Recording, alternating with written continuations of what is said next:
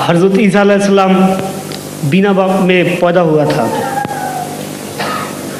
یہ مجھے سمجھ آئی.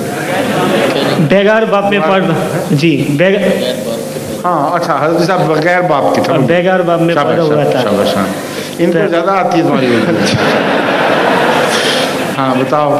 حضرت عیسیٰ علیہ السلام بغیر باپ میں پیدا ہونے کا بات سৃষ্টি کرنے کا, তৈরি کرنے کا اللہ پاک کا کیا رہস্য تھا, کس لیے پیدا کیا؟ ہاں اس کے پیچھے حضرت مسیح علیہ السلام نے یہ لکھا ہے کہ یہ علامت تھی انبیاء کے سلسلے کا حضرت موسیٰ کی امت سے ختم ہونے کی.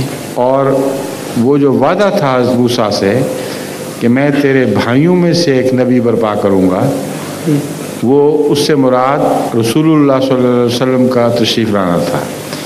تو حضرت مسیح موعود علیہ السلام نے بہت ہی عمدہ بات لکھی ہے.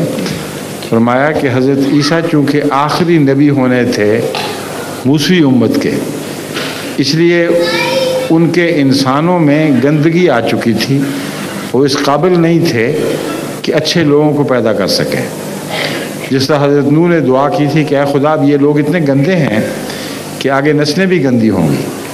تو اللہ تعالیٰ نے ان لوگوں کو رد کرنے کے لحاظ سے حضرت مسیح کو بے باپ کے پیدا فرما دیا, اور آگے ان کی نسل نہیں چلی, جس کا مطلب تھا کہ یہ روحانی سلسلہ پیٹر آؤٹ ہو گیا, بس ختم ہو گیا.